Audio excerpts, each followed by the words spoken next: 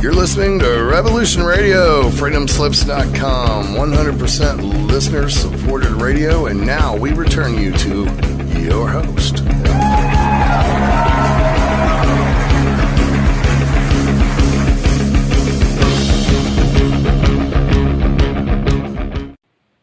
This is your host, Barbara Jean Lindsey, and welcome to the Cosmic Oracle Show.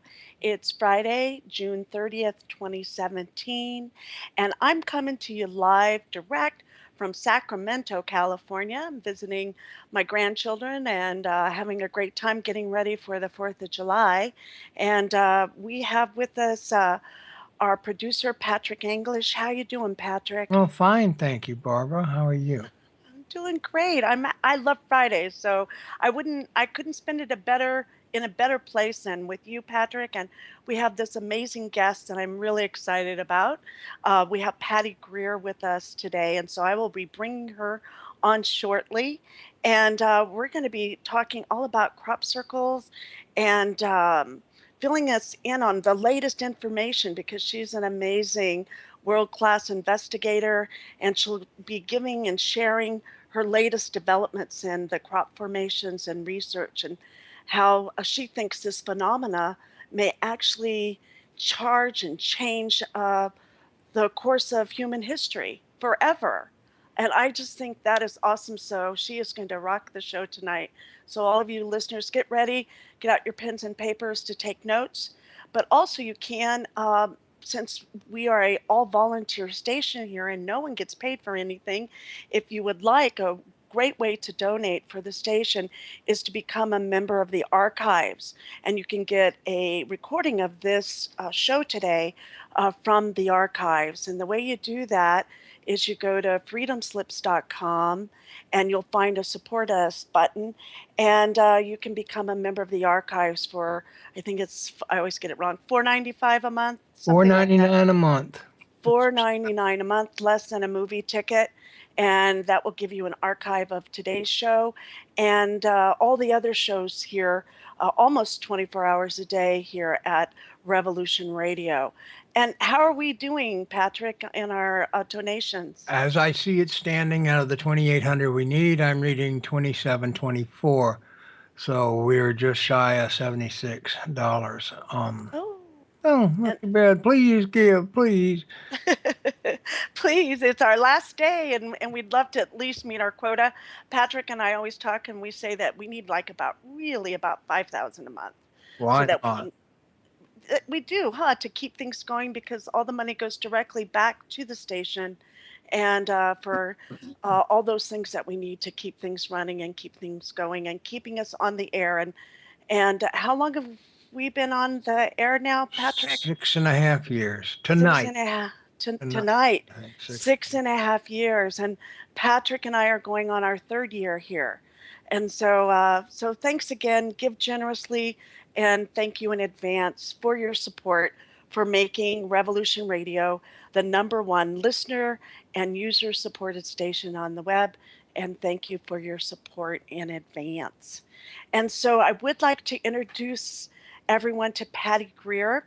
She is the winner, and she is not related to Stephen Greer, but she is the winner of 8 prestigious filmmaking awards, including 5 EBE Awards at the International UFO Congress Convention.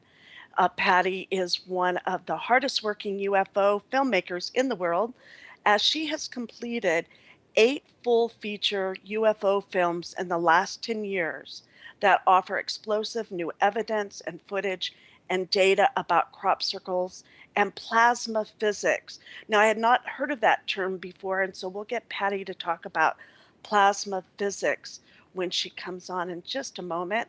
And without misleading or confusing or misinformation, her movies were all filmed in the UK crop circle fields, where she interviewed the people who returned to the fields year after year, like she did. And as you know, I've talked about it before. I've also been to the field 3 years in a row. So I love the crop circles, and we're going to talk crop circle and crappie, what it's like to be a crappie.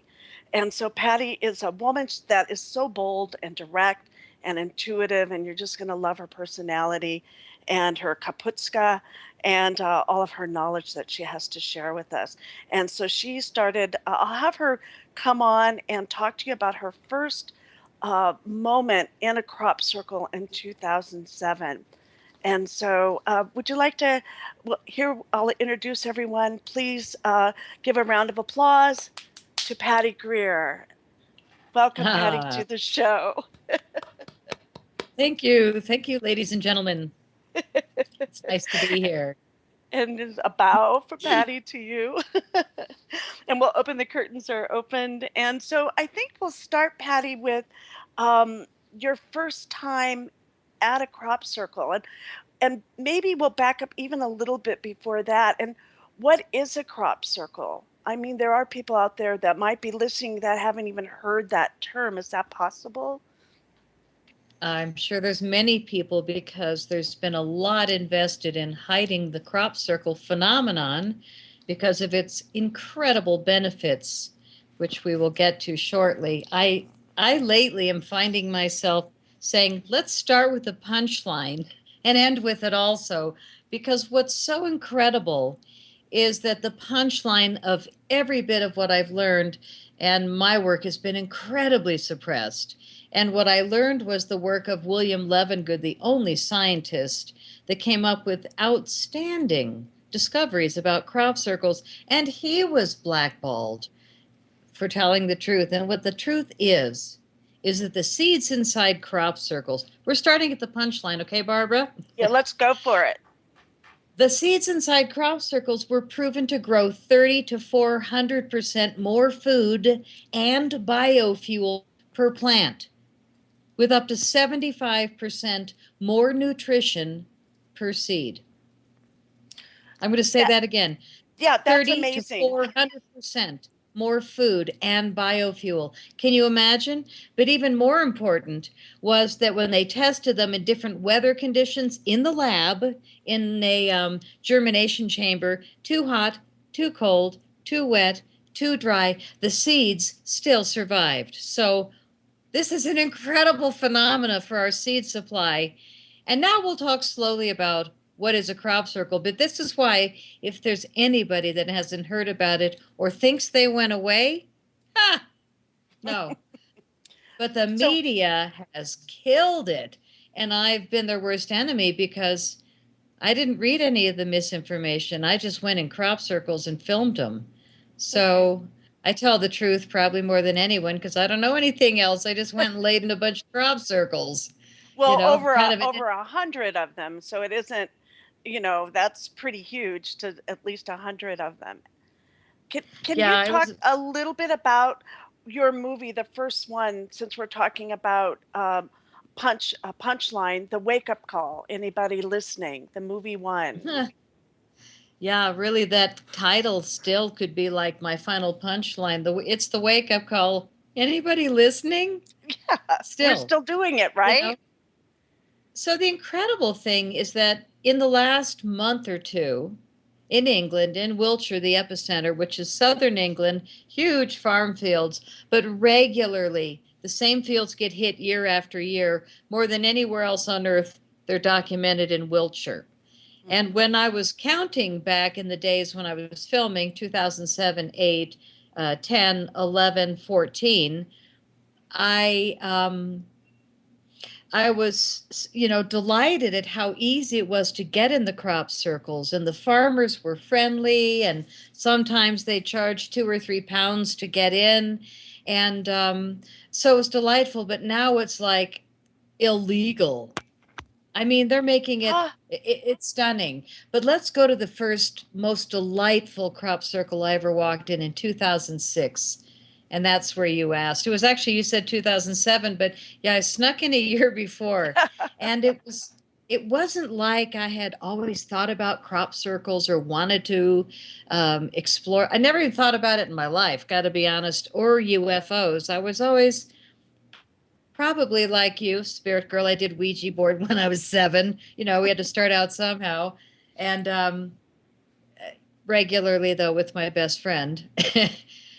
So we were. I think a lot of women have always been into the magic every full and dark moon, where we feel it, we celebrate, we honor it, and a lot of great men, I'm sure, feel and celebrate these different times of uh, potential to be grateful, potential to reflect, and crop circles, I think, are one of those incredible conversations that we are having with the earth, our consciousness, ET consciousness, all these different energies that are moving through space at all times and through water and in the earth also, I think, are creating ultimately these crop circle messages, as well as we are all the recipient. So I say this because, and going to the basics, what is a crop circle? A crop circle is an image that's laid into a field of crop, wheat, barley, corn, oats. Even Brussels sprouts have been bent over in a shape that gives us a message, or just a circle, a simple circle. But if you walk into it, the first time I did, I had no idea what I was doing. I was in Glastonbury, and we'll talk about Glastonbury later, but I was staying there the first couple days, and I'd never been to this area, but I came over because I had been poisoned by a dentist with mercury fillings, and I was desperate for help. I tried everything in America, gave up on doctors, and went and laid in a crop circle. And I joke and say, that's how desperate I was. I laid in a crop circle. But, little did I know it was going to change my life. And the first crop circle was an astounding pile of lessons all in one. So I'm in Glastonbury with my daughter, and I walked into the store that was supposed to be the big wisdom store of crop circles in town. I forget what it was called. And I had 14 crop circles printed up in my purse. I had done all the research, what's already happened. I had no idea where these places were. We had a rental car. And have you ever gone and driven in England where you sit on the other side of the car and drive on the other side of the road? Yes. I'm terrible. At the roundabouts? Yeah, the roundabouts.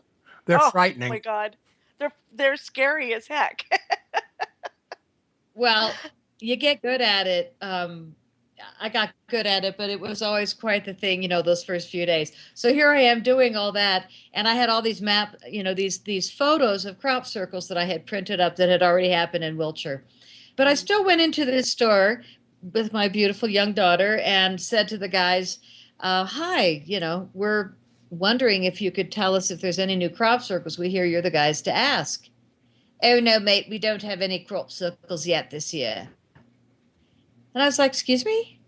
And he said, nope, no crop circles reported yet. And I looked at him and I said, really? Well, I've got, and I pulled out of my purse and slapped him on his counter. I've got 14 you might want to take a look at that are somewhere around here, maybe you want to know. And so I remember in that moment feeling strangely indignant. And I'm embarrassed to say, I think we had Bush in office at the time. But I remember people saying, don't admit you're American.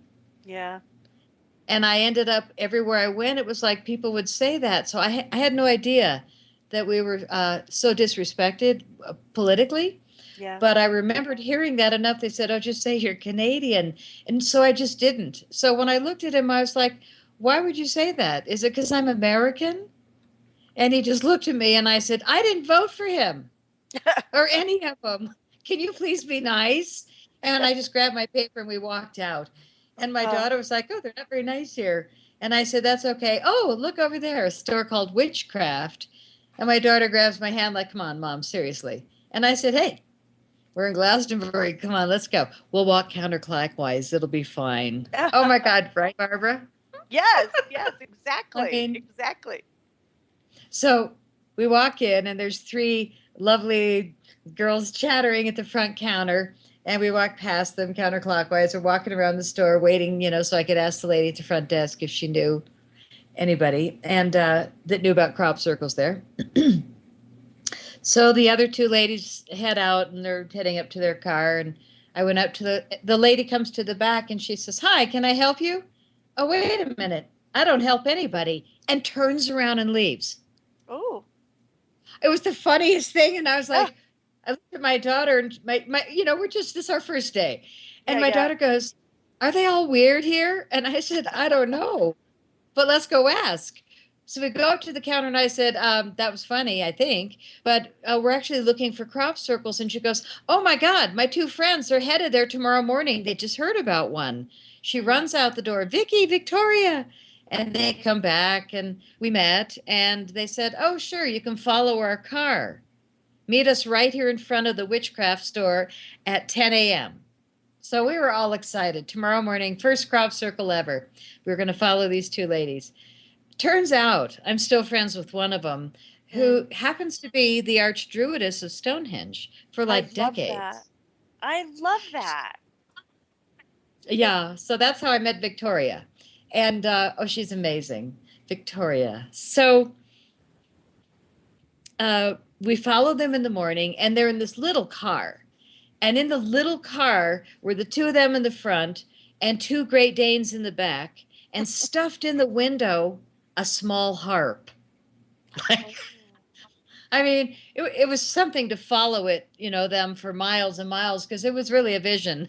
Two huge dogs in this teeny car and a harp. And So, you're a harpist, is that right, Patty? If I remember right. yeah, I was trying not to. I was. I played harp for 30 years. Oh, And really? I play harp too. a string harp? Yeah. Oh my gosh. Do you have a big giant one? No, just a 26 string. Oh, but that's a nice, like an Irish harp size. Yeah, dusty strings.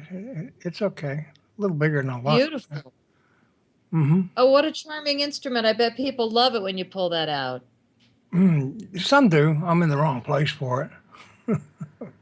Huh. Well, yes, I played harp for a very long time, and the mercury poisoning, the only thing it changed in me was my fingertips, and it made it so I'll never play harp again. Oh, no. Oh, And it happened in 2004. And this was 2006, 2 years later, when I was just like, I need my fingertips back. Yeah, that's what the mercury hit. So seeing a harp was, I wasn't even going to mention it, but since you did, yeah, it was effective. It was like, okay, it's I like, get it. This yeah, is heavy. hello, Yeah, hello. in your face for a few more miles. So anyway, it was great. We get to the crop circle. We pull the car over, and Victoria says, "All I know is I was told that we walk, where there's a broken fence, climb over it, turn left, walk 5 tractor lines down to the left, and just head in and keep going." I'm like, that's the directions to find a crop circle. And we're looking from the road. We see a big flat, line of wheat. You can't tell when it drops down somewhere unless Yeah, you're you above it on can't. a hill, an overlook. So there we are standing there, and it's raining a lot. And so Vicky says, "I'll stay here with the dogs." And I'm like, to my kid, "When are we going to get the chance to do this again? We're going in. Put on your raincoat." So we put on our raincoats, and Victoria put on her rain cloak. And Yes. we slowly walked into the muddy lands, into this farm field, and walked and walked. And it's raining, and the wheat is up to our hips at least. And now our jeans are soaked from the waist down, and it's getting a little chilly, but we came a long way. We're doing this. So we're walking, and all of a sudden it was like zzz, this energy hit. And it was like the hair went up on my arms, tingles on the top of my head, chills head to toe. And I was just like totally taken, because it wasn't like that at 4 steps ago. Did you notice that, Barbara? I did. And the ones that are made with the balls of light that you'll be talking about later, and the ones that are fake, because the energy will just sing to you. I call them, it'll talk to you, it'll sing to you, it has something for you, and definitely an energetic connection. Yes. And there's this umbrella, because we were just in the umbrella. We hadn't even hit the formation yet. We hadn't seen a thing. It was just that umbrella that I think goes out 10, 20 feet from the formation. That's just the kind of like the dome, the field, the toroidal field, perhaps. I've never said that before, but it is. It's an umbrella that goes out from the crop circle, because I could feel it and I played with it. I entered it and then I stepped back. And then I entered it, and the hair on teeny little hairs on my arms went down. But I remember turning around and looking at my daughter when I felt it, like for a number of steps. And I looked at her, and she goes, "Yeah, I feel it," reluctantly. And then I looked at Victoria, and she said, "Oh, yes. Oh, this is good." So we get in the further in, and all of a sudden the field is laid down in this bizarre shape. It wasn't a circle. It was this bizarre shape. And but it was meticulous.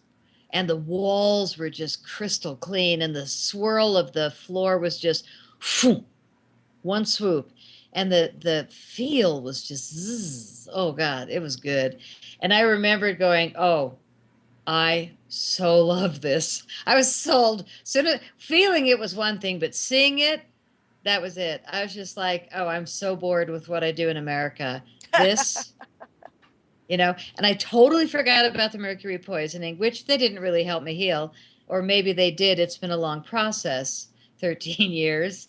But it certainly distracted me enough where I wasn't even thinking about playing harp or piano anymore. I was just like, "Oh, I'm coming here." I don't. So yeah, it was this incredible discovery of something that was not of the elements I was used to. Did you find that you felt like you were in a different frequency altogether?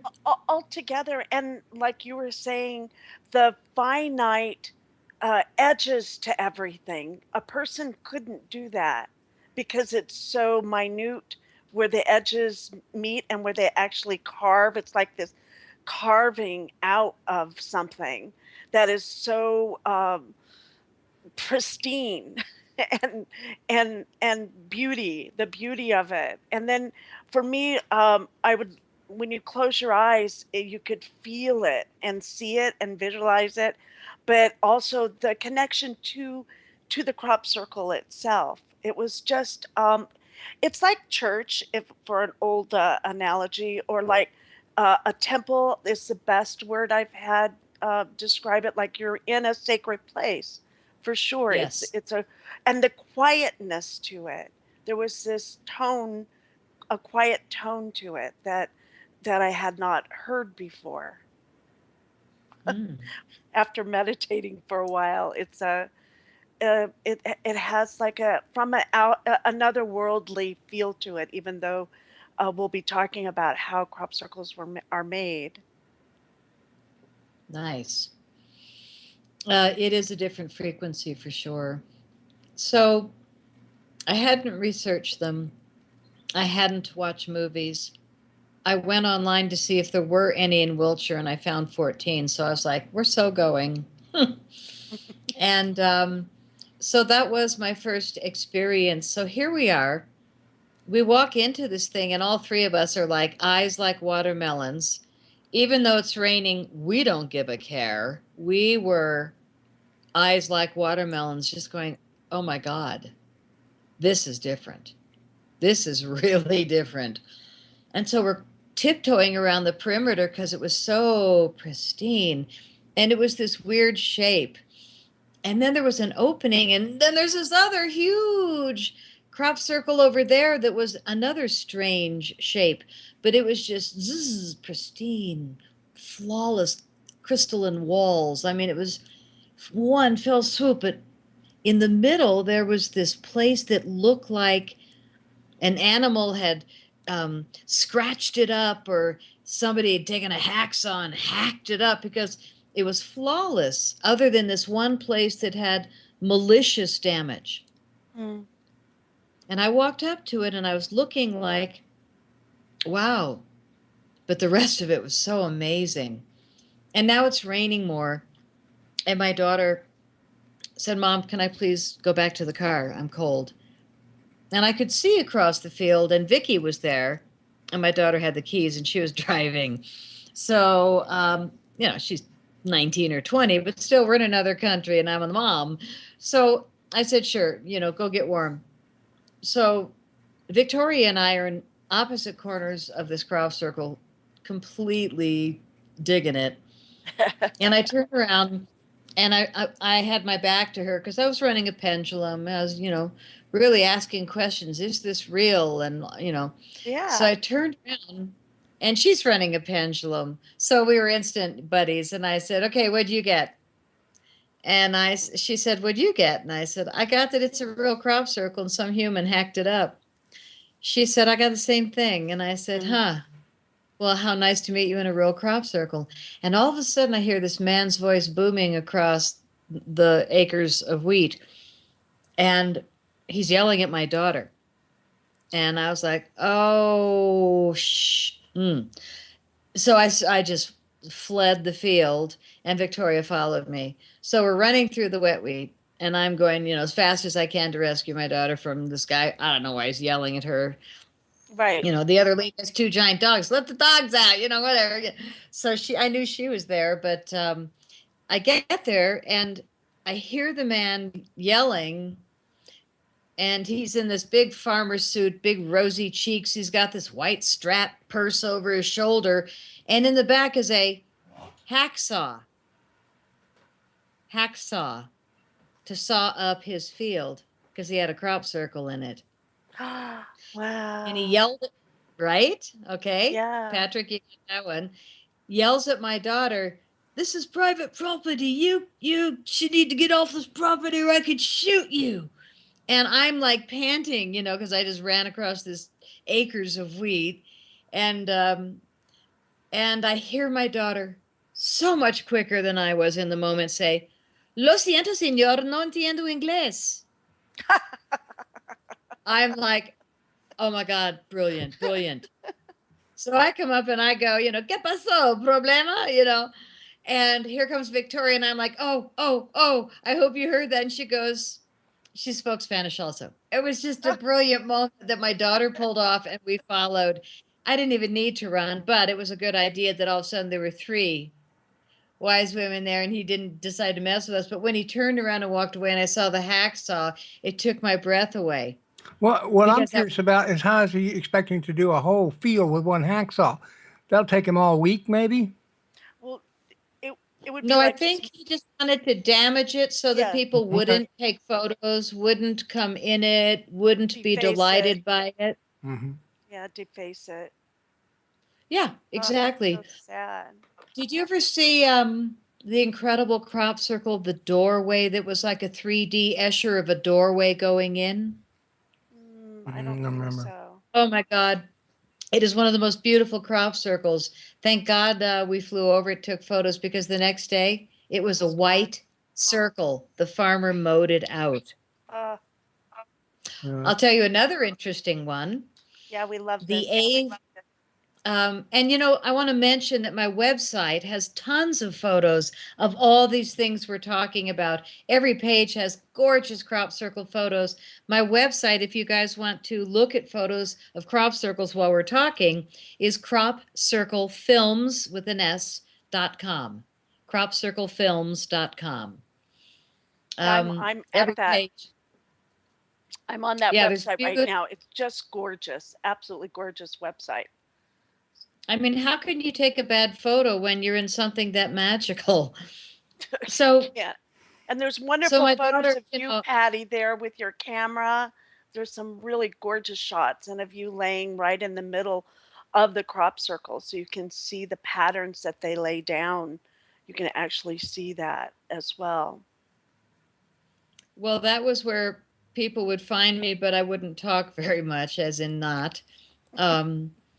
When I go to the crop circles, no matter who I'm with, I whisper before we get there. Once we get into the formation, I'm probably not going to talk to you, but talk to you when we get out. It's just kind of a thing for me that I really just want to be there.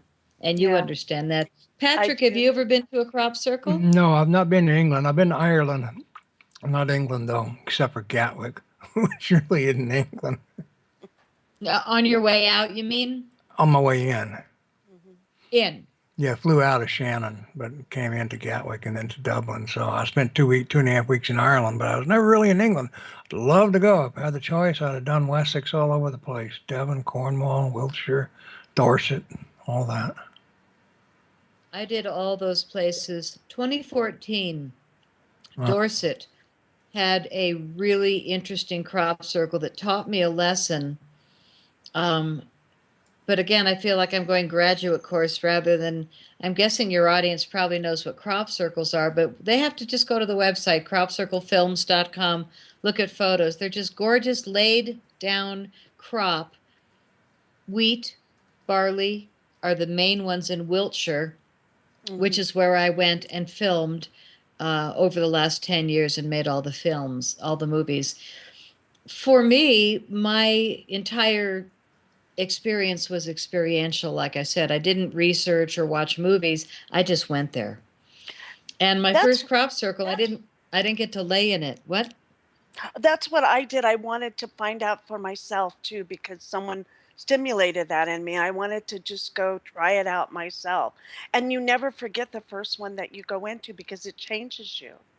It expands your consciousness. It just opens you up to, it's like reading about love and then falling in love are very two different concepts. And with actually, if you have the chance to go into a crop circle, and with Patty, hopefully.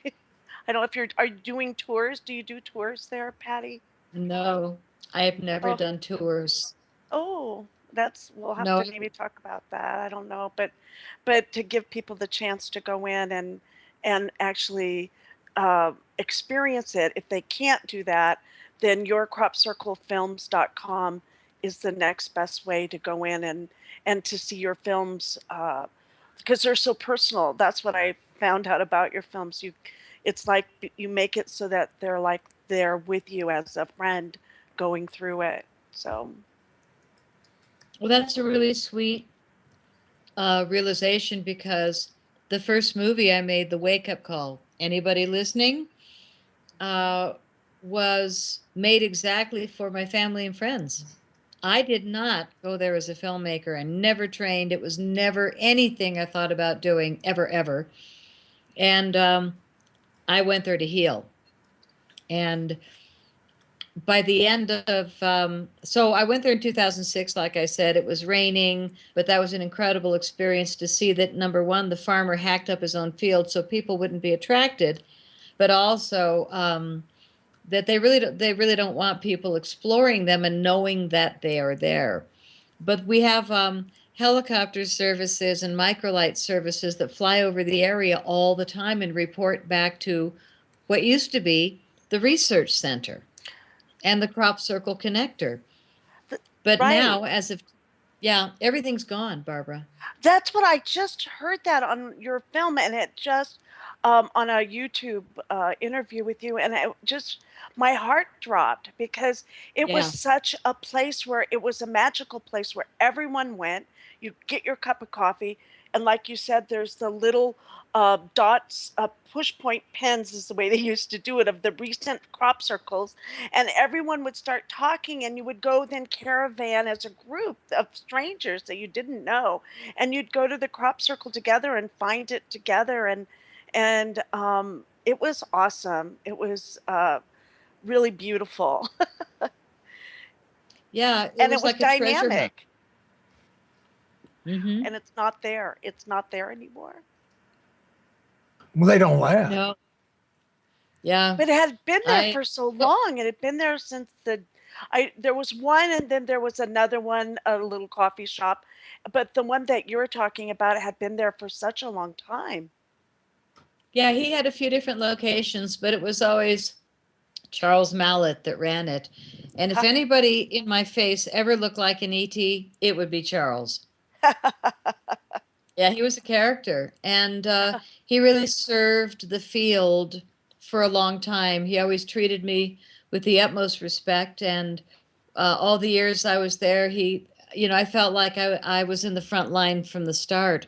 I don't know how, other than I really do feel that it is the Earth and ETs running the program here in the crop circles, and they pick their people. I think that, I know now that as I look at the crazy things I did, fearless.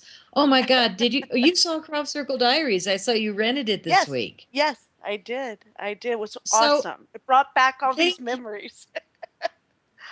Well, I mean, I told stories that I don't tell anyone in that movie because I bounced it off a woman that was absolutely brilliant and had written 23 books. So, as I show the evidence that I have found to a lot of these PhDs, scientists that everybody says, I have to get approval from. I show them the things and they scratch their heads and then they scratch their butts and then they said something stupid to me. Sorry. The most important thing I did was my first movie.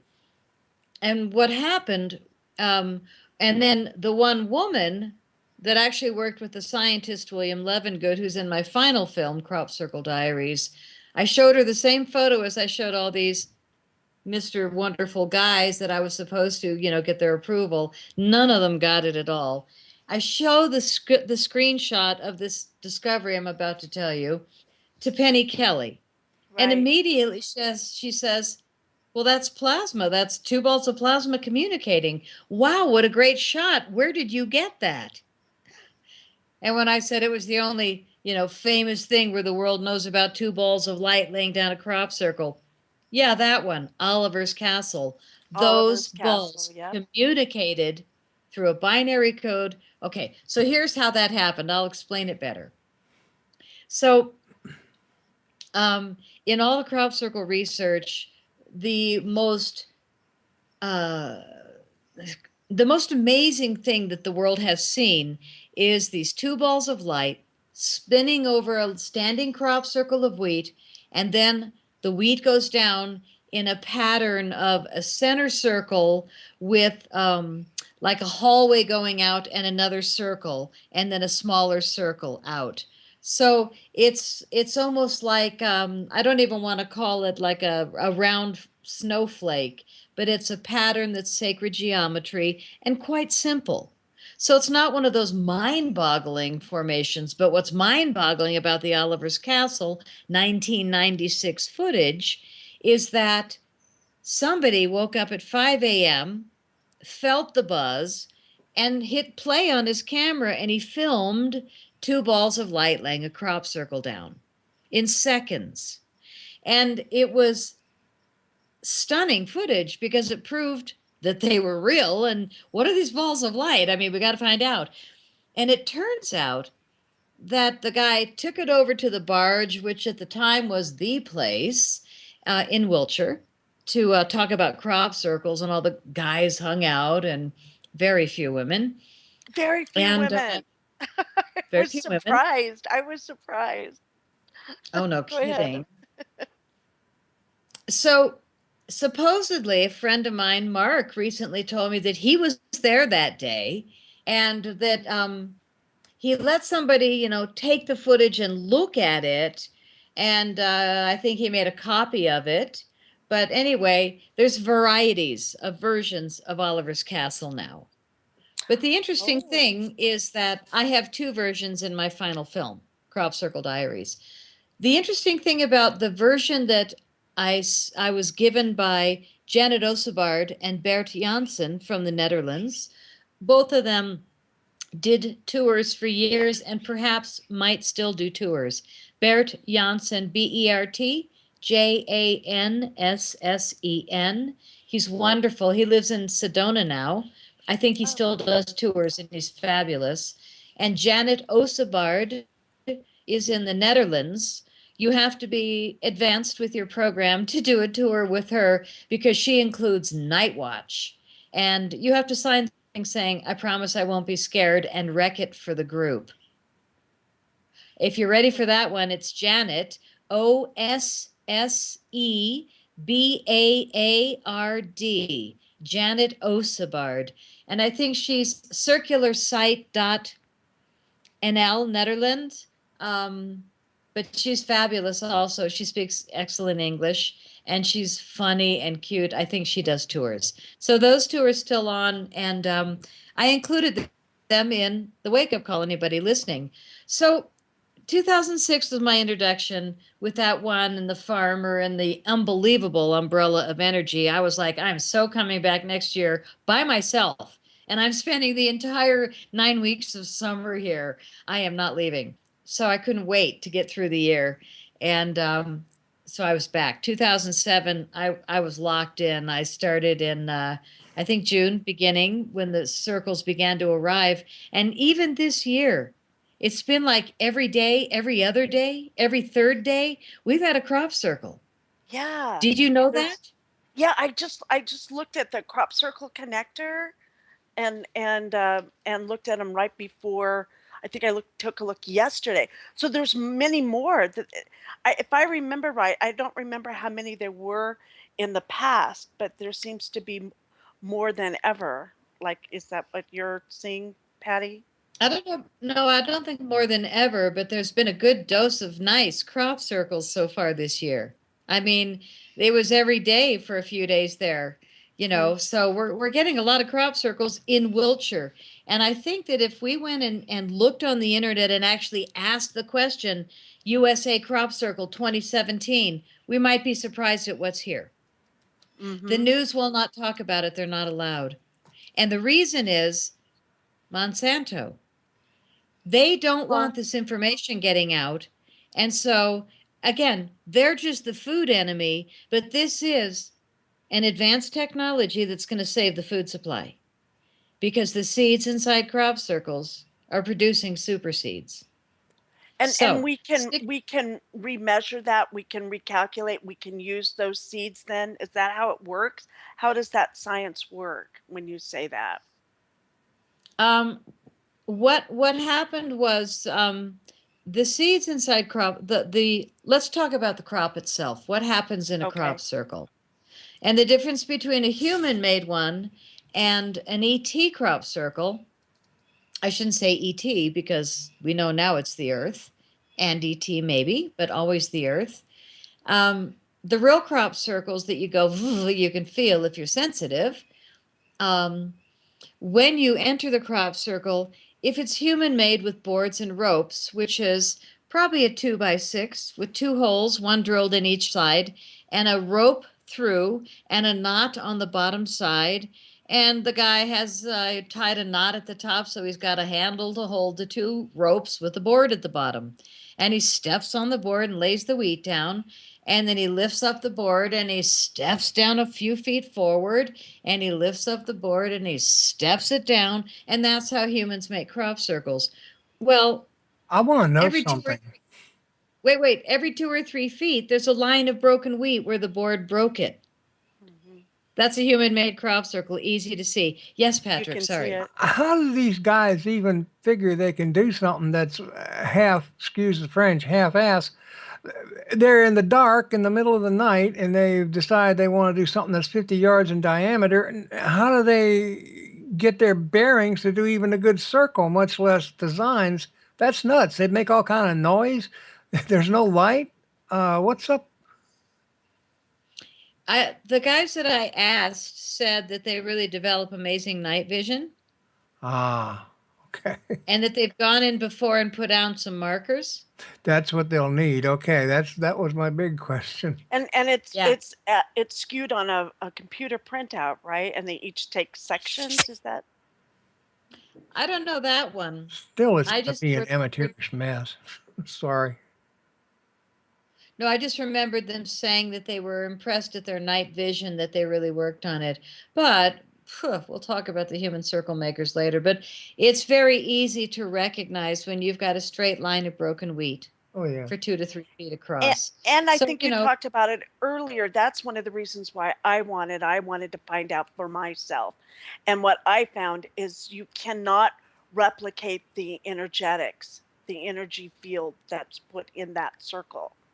Then you know when it's a human field and you know when it's not a human field. That's right. That's from my own personal experience. But, I'll leave it at that. And I learned something in 2014 that I never knew in my life, which took me to my knees.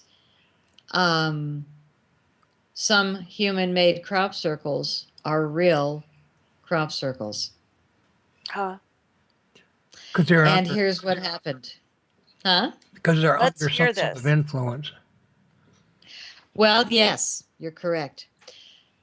In 2014, I trusted the last ridiculous industry person and wasted 25 grand and 2,000 hours editing before I put it in a drawer of the master hard drive and said, you know what? But this was the last time.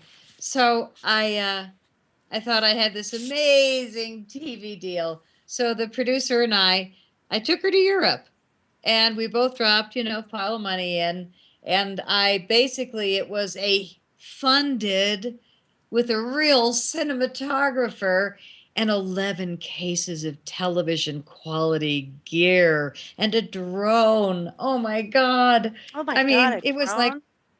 grown Wow. up of everything I've ever wanted to do. And I invited all the same people from my first movie, basically, that I wanted to bring forward because they were brilliant.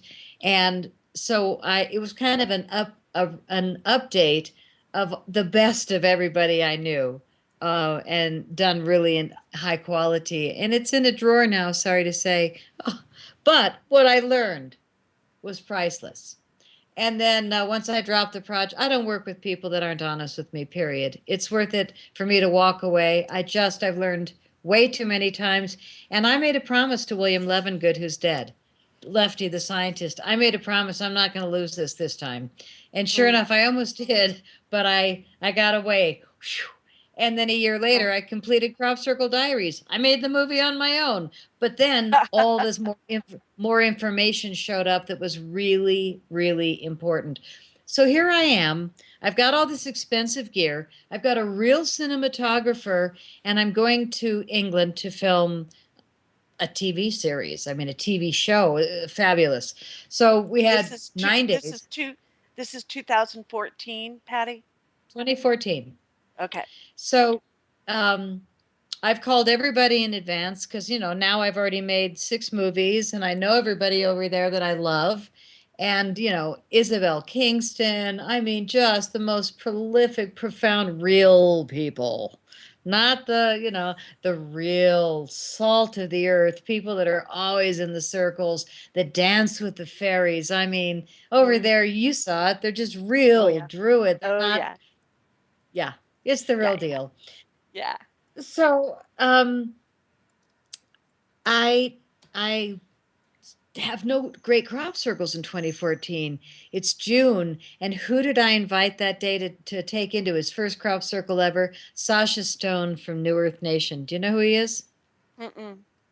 Oh, a magnificent, probably the smartest man I have ever listened to, plus English accent, plus hair like ringlets of a lion, and he's just lovely. Works with all the heads of countries. I think he's doing a lot that we don't even know about. But Sasha Stone, International Tribunal of Natural Law, Natural Justice. Mm. Yeah, Sounds wonderful. he's big, cohesive, new Earth. Um, Next paradigm for people like us, the new generation. So I'm honored, that I even met him. I put him in my 5th movie, The Shift Has Hit the Fan. I And love so the name of that. wasn't that fun? But Yeah. he's fabulous in the movie. And it's all these people that are in the breakthrough energy movement, advanced technologies, free energy, 3D printers. I mean, God, we have so much available. We just need to move on to the next. So, anyway, I've got Sasha taking him into his first crop circle ever. He lives in Dorset. He drives all the way down to Wiltshire, 3 hours. And he's a little late because there's traffic. And so now we're at this beautiful pub and we're all excited to go film a crop circle, but there's hardly any that day. And I went into the Henge, the store in the Avebury Stone Circle that has all the crop circle everything. And I said, please tell me there's a new crop circle today. And she says, oh, Patty, there's a brand new one an hour ago. The report just came in. And I said, print me a photo, please. And so she prints me a photo, and I was almost dropped to my knees. It was so amazing. 2014 Dorset. Oh, God, this gorgeous formation.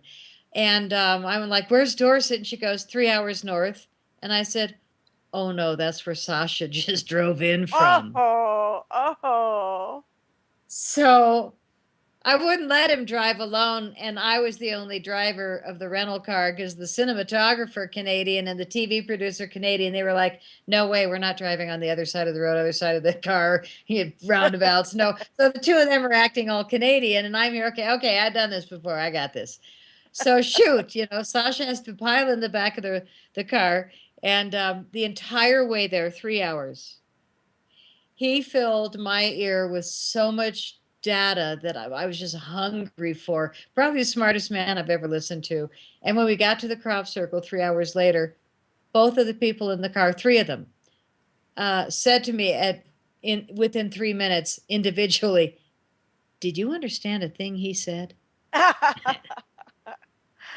Yeah, everything. Yeah. Yeah, I was glued. So yeah, it is a different language, when we're working in these frequencies.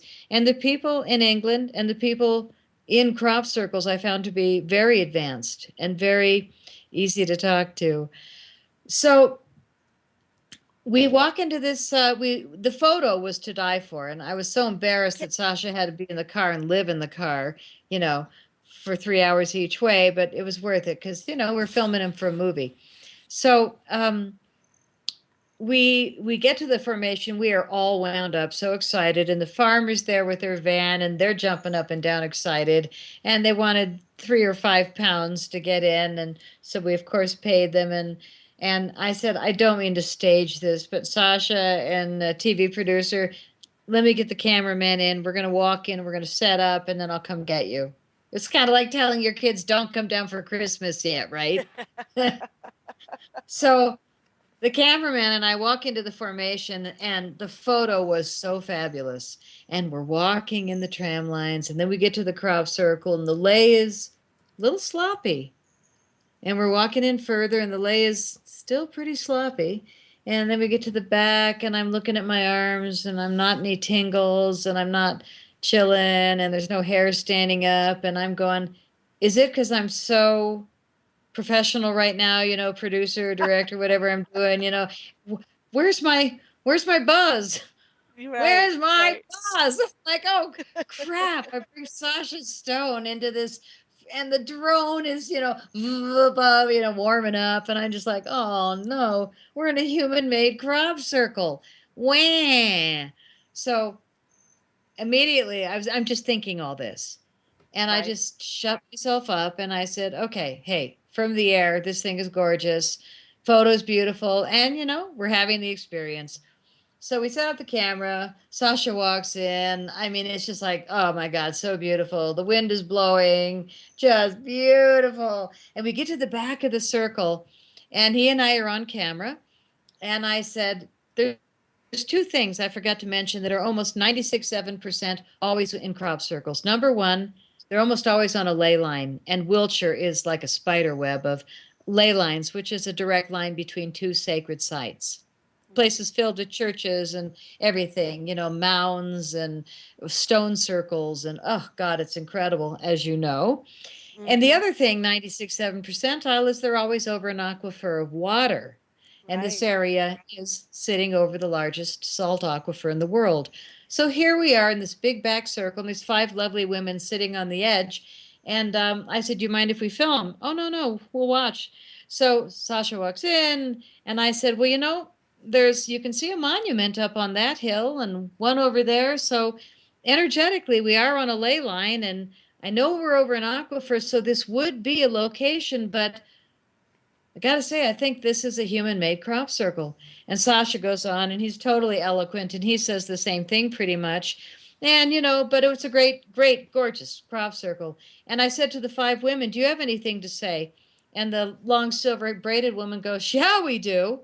This is our crop circle. And I said, excuse me?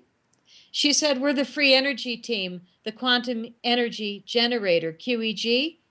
And I said, oh my God, I've been reading about you. And she said, Well, we're the women, the 5 of us, but our technical team is over there working in Wiltshire on our device. And yesterday we were sitting in the Avebury Stone Circle asking for a confirmation.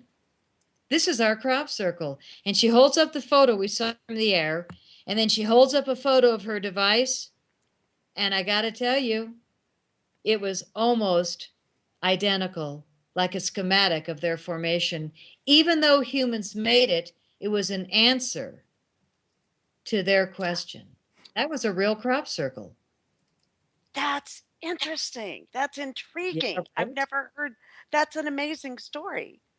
The Isn't it? Oh, collaboration and the energy between the two and the communication. Ah, yep. When we wait. come back, we'll talk about the science and how that happened. Yeah, that'll be wonderful. Well, we'll talk about science and we'll talk about uh, further work with Sasha Stone in the Crop Circle in Dorset. We'll also take a little time to talk about what else is available on your website, Crop Circle films.com. That's cropcirclefilms.com. And we'll have you talk about so far listed there. You have 8 movies. So we would like for you to take a look at those movies and the wake up call. And we'll be right back. So stay tuned to hear some more wonderful information from Patty Greer about crop circle plasma physics. This is your host, Barbara Jean Lindsey, and welcome back to the Cosmic Oracle Show. And we'd like to thank you for all of your support in the past. And we'd like to ask for your continued support in our efforts of our time and money and all the volunteers here on the station who have spent their time and energy to keep this alternative internet talk radio network on the air. So it's much appreciated for all of your previous donations. We ask that you continue to support us here at Revolution Radio at freedomslips.com. All you have to do is hit that support us button at freedomslips.com and know that all the funds that you send go directly 100% to covering equipment bills and all the other things that keep this site included over 100 hours a week that Nighthawk spends maintaining and updating the site, the station, the network, and all the normal working hours. So thank you so much for your support in advance. And please just hit the monthly support club. You can subscribe for $10 a month. Once a month taken out of your PayPal account is easily done and easily appreciated. We also have available heirloom seed packs for $60, a single season family garden, or the jumbo emergency survival seed pack for $100, a community garden seed pack for $200, or just make a one-time donation of $5, $10, whatever you have. We would really appreciate it, and we'll thank you from our hearts to yours for all of your support for keeping us on the air. And we have with us today, we have Patty Greer here, and we just left off at the break talking about communication with crop makers that were human crop makers in Dorset, England, with Sasha Stone and with the quantum energy generator team. And so welcome back, Patty. And we'll be talking more a little bit about the science of crop circles this last hour. Right. Well, that was one of 3 stories of manifestation happening after confirmation, where somebody confirms, I am this, I am doing this, oh my God, this, and the next day a crop circle shows up. It's not necessarily they were saying, well, no, they were saying crop circle. My personal experience, I wasn't asking, it just happened. And you saw the movie where the Crystal Castle showed up. There's so many times when our world is magical, as both of you probably know, where you just sit there astounded with life and go, wait a minute, did that just happen? Right? Yes. And that's really what's available to us all the time if we're just open to it. Well, I'd like to put that magnet out, please. Yeah. Well, Yeah. the And, more of those that are open, the more stronger that receivership opens up and gets stronger. absolutely. Yeah, we are a manifestation of that darn law of attraction. That's why it's hard to be so darn heavy all the time and know what's going on. It's hard to uh, it's hard to say ignore these dark things that we know are happening because we want to see the solutions come through, but then we have to be part of pushing the Yeah. log. Hmm. And So, keeping sight on that, keeping that focus of that. yes. Kind So of a I do warrior want to go back. spirit, right? Yes, indeed. So the very first movie we were going to talk kind of in Yes. chronological order Yes, let's do was that. Wake Up Call Anybody Listening. And it was this first long summer in 2007 where I was just I was just laying in crop circles and it was just buzzy. And I was thinking, oh, I'm just healing myself. This is wonderful. But it was also, oh my God, I love this feeling, with the goosebumps head to toe. It was like, whoa, what's doing this? It just kept me so curious and excited because I'd never experienced anything like it. So day after day for 7 weeks, 9 weeks, I was in crop circles, morning, noon, night. It was insane. And if there was a new crop circle when I got back to where I was staying, and somebody said, "Oh, mate, there's a new one over in West Kennett Longbarrow or something," I'd be almost crying in pain because I wore these stupid, huge wellies, those rubber boots that you could. It's kind of like wearing tractors on your feet. I can walk through anything. And it's so mucky, muddy there that, you put your wellies on, but then they're like 5 pounds each. So by the end of the day, I was pretty tired. 2, 3 crop circles. That's exhausting. So by the end of the summer, there was this crop circle symposium in Glastonbury. Very exciting. So I got a couple of nights reserved in Glastonbury at a B&B, and I drove over there, and it was, as you know, this amazing little town. I love And this town. right? And the Yeah. symposium all day long, for I think it was just one long day. Everybody on stage was all my friends I was in the crop circles with.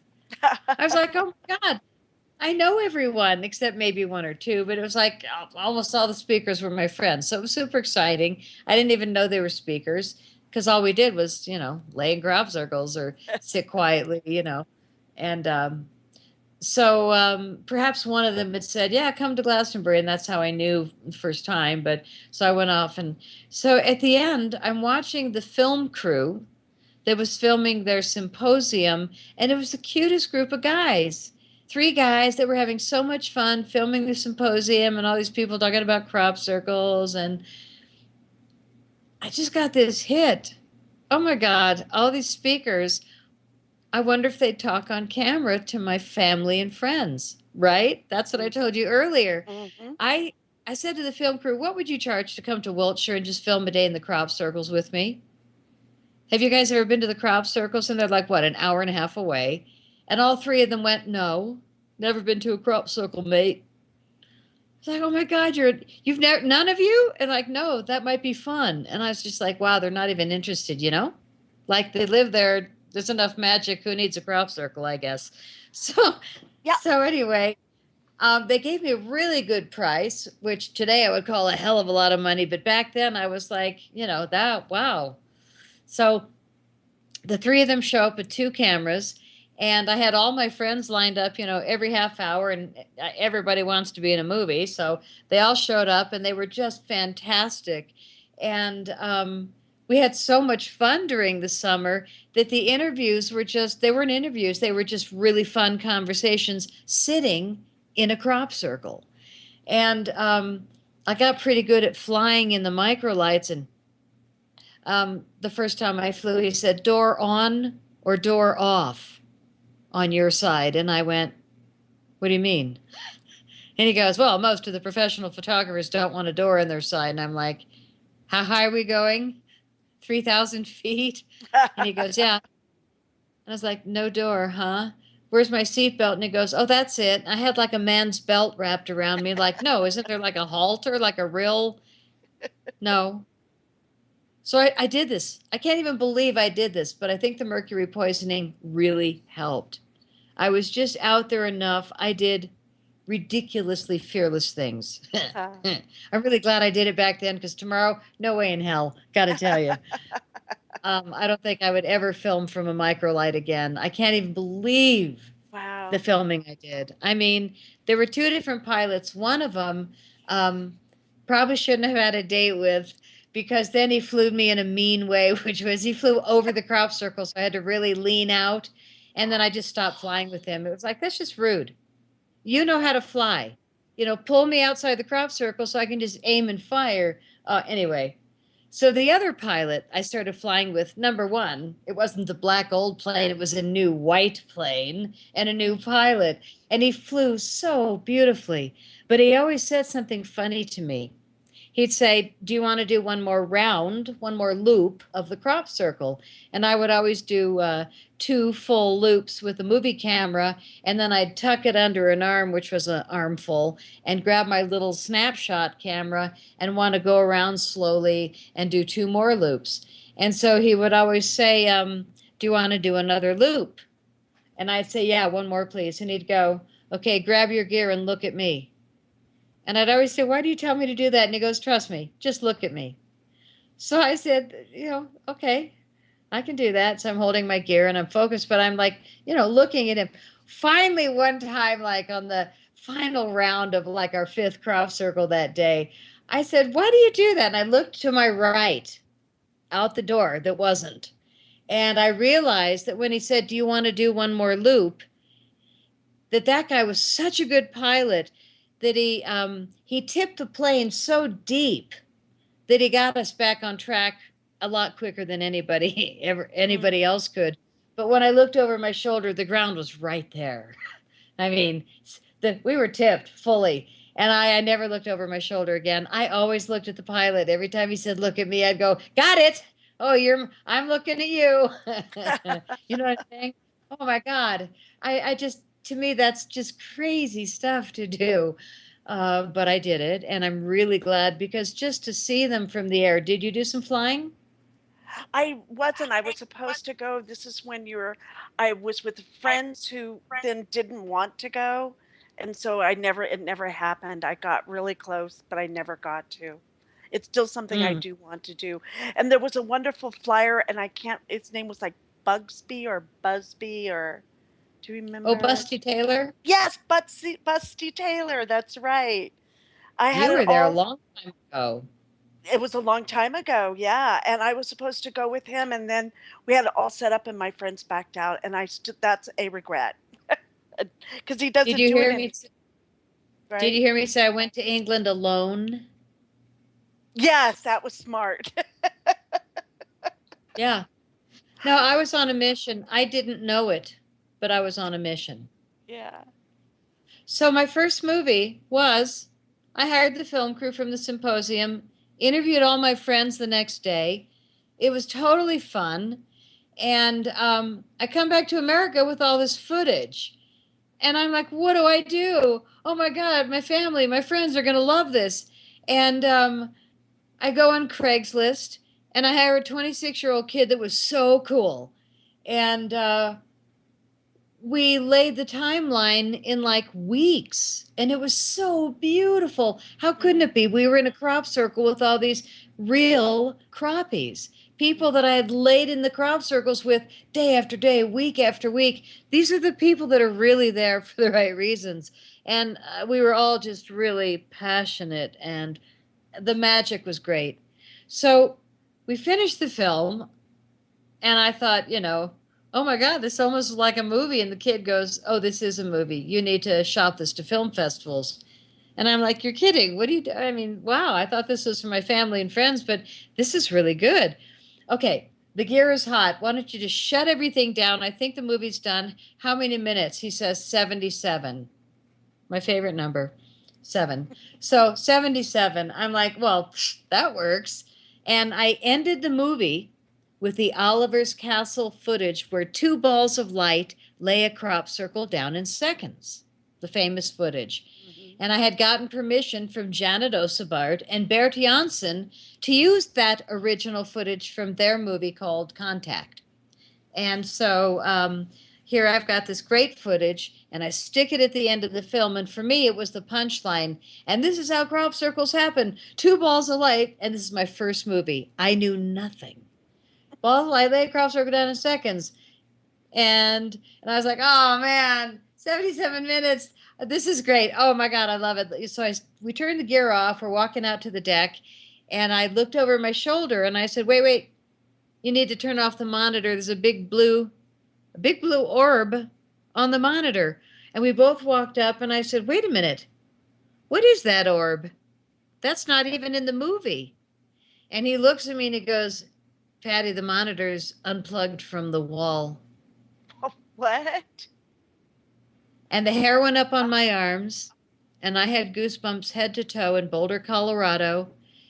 And I got that same feeling I got when I stepped into the umbrella of that high frequency energy, that enhanced electromagnetic field. It hit my body in my place in Boulder, Colorado, and all of a sudden I just got completely taken over by that feeling, that amazing frequency shift. And the editor looked at me and he goes, I don't know you very well, but you look weird. And I said, I don't know you very well, but turn the gear back on, please. And he goes, I thought we were going to take a break. And I said, no, please turn the gear back on. Get that Oliver's Castle footage back up. And he's like, why? And I said, I don't know, just do it.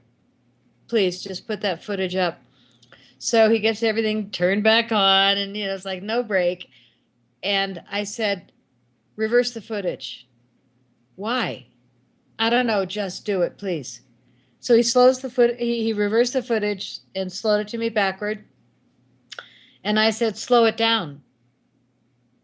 He says, how slow? And I said, I don't know, 30%. And we both looked at each other like, whoa, why did I say that? Really, this is how it happened.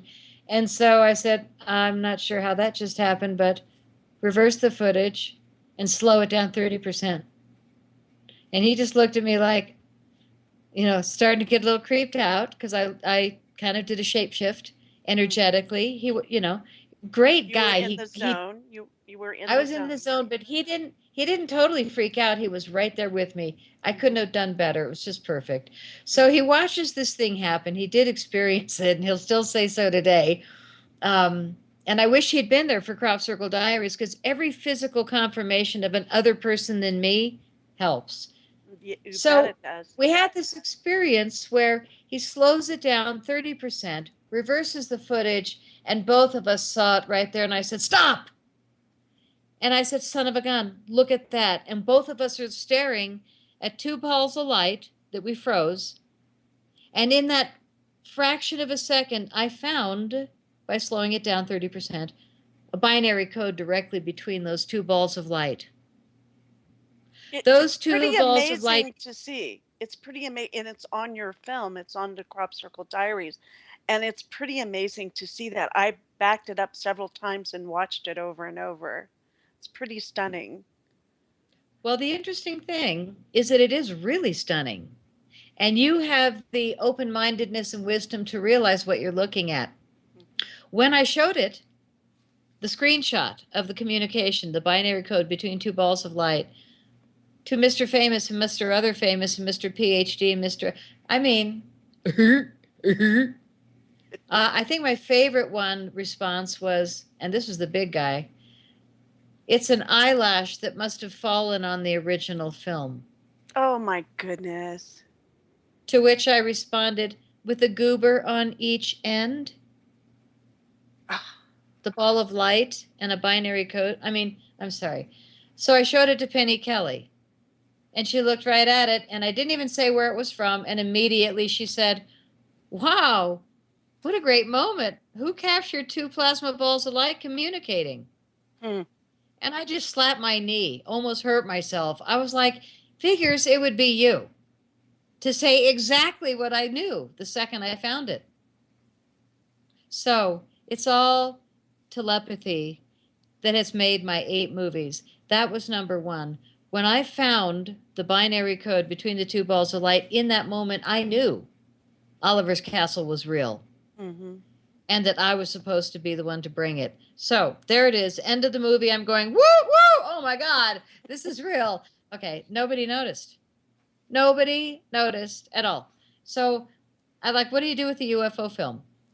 And I went online, and the biggest one you can go to is the International UFO Congress Convention. So I called them up and I said, hi, I've got a crop circle movie. And the girl goes, oh, hi. Well, it's my dad and my family. You know, my dad, he runs the film festival, very passionate about films. But you missed our deadline for the film festival a month ago, and we can't break the rules. I'm really sorry. What's your film about? And I said, crop circles. I'm new. And she goes, oh, crop circles. That's Dad's weakness. I can't get you in the film festival, but why don't you just send the film? So I sent the film. 3 days later, I hear from Bob Brown, the owner of the International UFO Congress Convention for almost 20 years. He says, I don't know who you are, but I love you, and you're coming. And I've already decided I am throwing a Tuesday lunch to introduce you, because you I like. This film, this is good. And so I'm like, wait, you just said you're going to throw a special Tuesday lunch and feature my film? He said, yeah, I'm going to get the cafeteria to make lunches, let people come in with a sack lunch and watch your movie. I was just like, well, that's better than the film festival. And he's like, oh yeah, it was really a nice way to start. And I didn't mean to make a movie, but I did. So I'm working with a different editor right before I go. And he says to me, take my new camera, my little Panasonic P2 HD, little Panasonic, 2-foot long camera. And I'm like, yeah, right. I'm going to take a movie camera, your brand new camera. No way. And he goes, no, take it. You can do it. I'll give you a quick lesson. To this day, I know lens and door. I couldn't tell you anything else. But I have a big Panasonic P2 HD. He had a little one. And he said, no, take it. I'm fine. Take it. And I was like, well, he says, don't hire a film crew. You can do this. So I got a strap and a big movie camera. And he goes, do you want a tripod? And I said, no, I don't want to carry stuff. He goes, how are you going to hold the camera up? And I said, my knee. I know nothing. I've never done this. And he goes, do you want a microphone? And I said, no, I don't want gear. Just tell me the basics. And he's like, well, there's a mic, inside the camera, but it's not great. And I said, this is more than I can handle right now. I'm going to go show a movie, and I'm so excited. So anyway, I get there at this event. The Tuesday is a friggin' sellout. The place is packed. Everybody's got their little bag lunch in their lap. And it's all these famous speakers and ufology sitting in the audience because Bob Brown said something really good about the new girl. So the movie's over. Everybody loves me. It was so easy. And somewhere between being 10 years younger and doing cleavage pretty much all the time because I hate anything on my throat, and this big movie camera, I got an interview with everyone. So everyone I resonated with, and there were 29 speakers, I went backstage or in a hallway and asked them for an interview. And I used my knee as a tripod and sat close enough that we were on, the camera mic. And it turned out pretty good. And I have the sound, pretty good, but their stories were unbelievable. And because it was so fun and I was kind of like the new face and always in a good mood compared to a lot of people that were so serious, I got really good interviews. And a few times these famous people said, did I just say that on camera? I got stuff from Wendell Stevens that curled my toes. I don't know if I'll ever put out. God, I heard things that just made me, and I was just so green. I was brand new. All I did was lay in a bunch of crop circles. And, I came from La La Land of heavenly, beautiful pictures and, buzz. But I wasn't all about UFOs and aliens and underground bases. None of that had been a part of my thinking. So this was shocking to hear all these stories. But movie 2, born, UFOs, ETs, abductees, and brilliant minds. 29 great speakers backstage at the UFO Congress. So That's that's my second amazing. movie. That's amazing. And they can get these on your cropcirclefilms.com for $5, I think. Is it $5 for a week? $5. Ah, Yeah, $5 to stream it for a week or I $20 and love I it. send you the I love it. good. Yeah. Yeah, you can watch them immediately. So then in 2008, I went back for 9 weeks. Again, couldn't wait. I was like the winter, I was tapping my foot, just like, oh, come on, bring me June. I want to get back to England and get back in those crop circles. I was so completely taken. And now I had made 2 movies and I was wound up like, oh my God, whatever I film, people are going to want to see it. So it's 2008, and all these amazing people in Wiltshire were talking about the 2012 shift, which was 4 years up the road. Mm-hmm.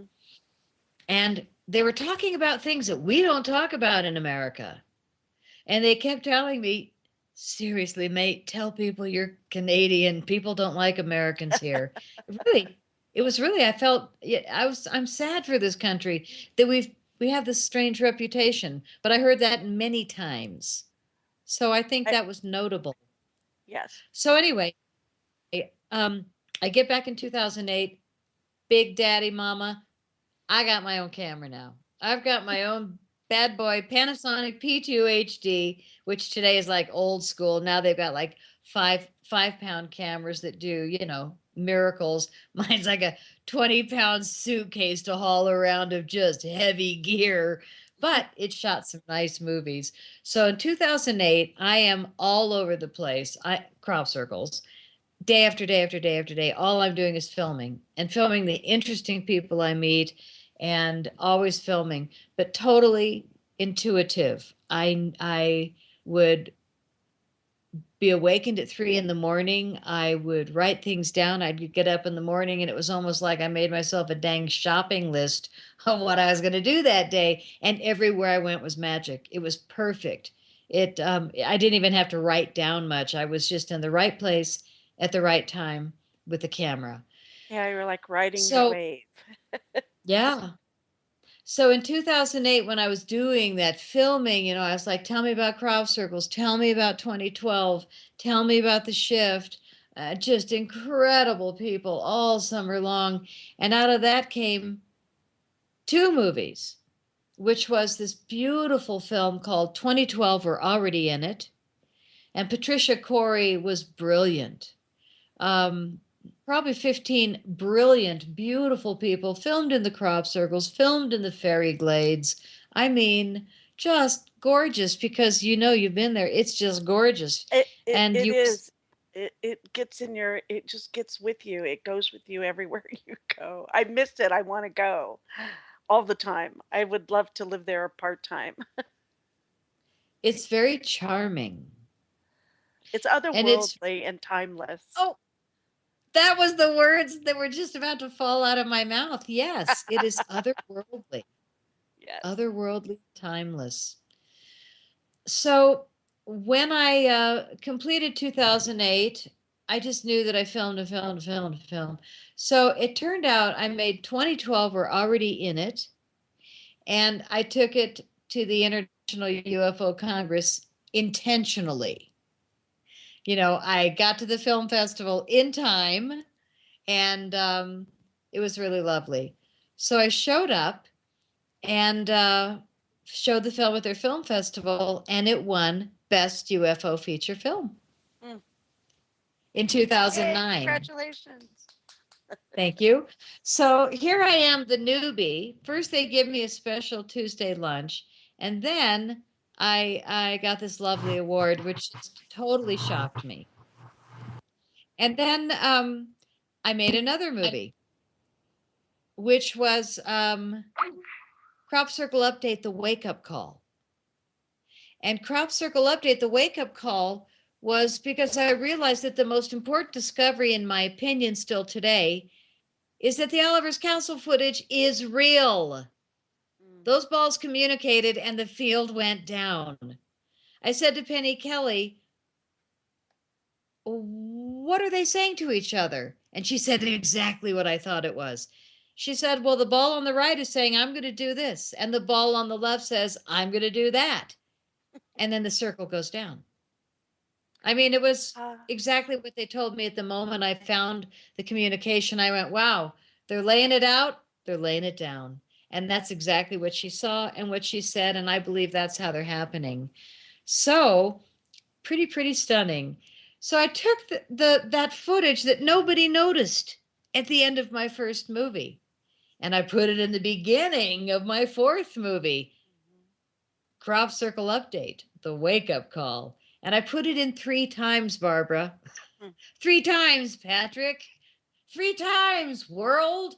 Because it was so astounding to change your thinking when somebody was paid $200,000, who's very famous still today, to tell the world it's fake, go back to sleep, and everybody still believes it. It's so significant. It's so significant, your work with this. Back to get paid to say it's not true is really amazing. Oh my God. And how many people needed to tell me? So anyway, I'm trying to be respectful, but that's not okay to be willing to mislead the world on something this important. That's why they're throwing me in with all these extra vitamins, I guess, of being in nature and having a lot of wild animals around me. So I got this fourth movie out, and then now I've got all these offers for distribution because Crop Circle Update, The Wake Up Call, I put it in the film festival in 2010, and it won Best Film and Best Musical Score for my original harp and piano music. And when I won that award, it's a double win. Beautiful. That's great. I won twice in 2010, once in 2009, and twice this year. So fantastic. It was very nice. Right. You're doing something right here, okay? The problem is that I attracted 8 different distribution offers and over the years worked with 3. The first one is the worst experience. I gave him 8 years, 2 movies. He was a nightmare, horrific. I made 66 pennies a month for 8 years, 66 pennies a month for 8 years. It ended in 2015, and I put it in writing, no, you cannot have a second term. 66 pennies a month is not enough, and your rights are terminated. You need to cease and desist. And last week, I received my royalty check from him for 2016 and 2017. So he's really flipping me the bird, even last week, still saying, nanny, even though your lawyer sent me a certified letter that I signed for, I'm still selling your films. So that's UFO TV. Pretty stunning. I also gave my movies to New Leaf, spiritual distributors. And I said to them, the only thing you can't do is touch my Amazon business. Oh, don't worry, we don't do Amazon. And I said, no, I need that written in the contract. And smarter. She wouldn't put it in the contract. She said, Patty, we have 30,000 vendors. I can't make yours different. And I said, well, you can't touch my Amazon. She said, we don't do Amazon. 4 months later, my Amazon disappears again. Disappears. And I went, so I called her and she said, I'm really sorry. I walked your movies. I told him I promised the owner. And he's got a message. I'm really sorry. You either give it up or you can get your SHIT out of here. And I like, wow, you guys are, this whole industry is really something. But the most difficult has been the final one that I still can't get rid of. And that's the corporation that's being called out now, the Gaia Group. And they've got those 4 films where you can see the communication between the 2 balls of light. Locked away for 10 years in suppression.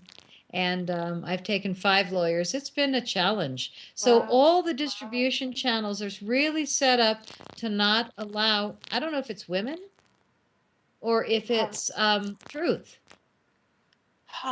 And it's interesting, since I've been naming names, there's this weird sound. Are you hearing that? Yeah, I'm hearing that as well. That wasn't here earlier. Little sputter. Yeah, I can hear that. Right. Yeah, I can hear the flutter though, Patty. And now it's getting louder now that we've pointed it out. So yeah, there's this element that's really unfortunately crept into ufology that's just like kind of a virus. And we're doing everything we can to remove it, kind of like Trump and the pedophiles, you know. We're cleaning house, all of us. And this interesting noise that just showed up could be them. I mean, they're very nervous about being uncovered. And this thing, this disrespect that I've tolerated. I'm just a girl who made a bunch of good movies that won a lot of awards because they tell the truth at a Yeah, and time they're the real. world They're needs real. it. They're real, they're raw, and it needs to be heard by everybody. Yeah. Well, there's also an interesting thing where you don't see many women in ufology. You know, you don't see many women in the field. You don't see many women on stage. And so anyway, for me, it's about the science, though. What's really going on here and how do we know? So starting in the 1950s, William Levengood was this devoted scientist who barely liked to leave his lab. He wasn't social. He was in love with science. And in the 90s, he went out looking for somebody that would match him, but on a more spiritual, metaphysical level, so that they could bridge science and metaphysics, science and spirit. And so he looked around and he was totally intrigued by Penny Kelly, who had written this book on Kundalini. And it was brilliant. It was one of 23 books she's written, pennykelly.com. Yes, she's amazing. K L O I Y had never heard of her until I found you. The Evolving Human, right, is the name of her, the one book. One of many. How do you spell her name? Go ahead. PENNY Okay, that's simple. All right, thank you. So, what happened was those 4 movies basically got destroyed by distributors as far as getting out to the world. And I really had to think about it. You know, I've always had a beautiful lifestyle. Now I've got these hundreds of thousands of dollars in losses because I fell into a sinkhole with people that had for some reason, an agreement to be disrespectful to my work. And I had won all these awards. It wasn't like the movies weren't worthy. So I made 4 more movies. And in the last year, I have experienced hacking.